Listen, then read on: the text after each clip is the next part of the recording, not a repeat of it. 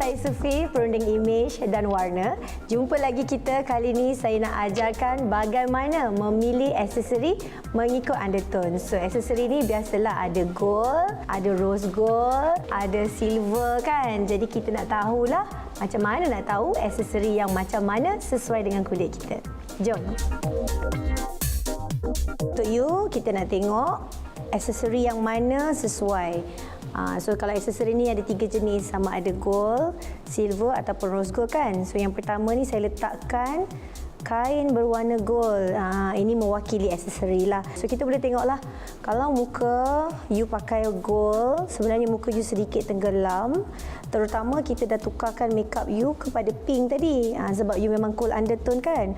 Rose gold ni pula dia universal. Kalau tak tahu nak pilih silver ke gold ke, pilih je rose gold. Selamatlah. So senang cakap, warna aksesori yang selamat adalah warna rose gold. Tapi untuk orang cool undertone, aksesori yang cantik adalah silver ataupun emas putih.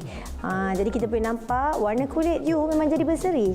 So kalau you pilih aksesori berwarna silver ataupun berwarna putih, you akan nampak aksesori tu nampak lebih mahal dan lebih eksklusif.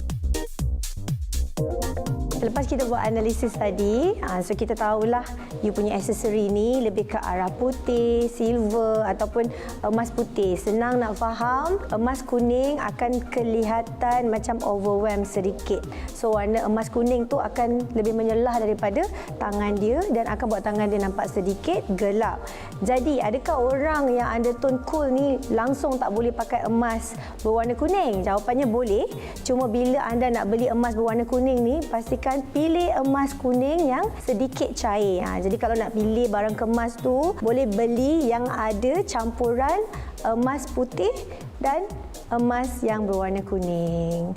Harap tips ni membantu. Kita jumpa lagi nanti. Bye!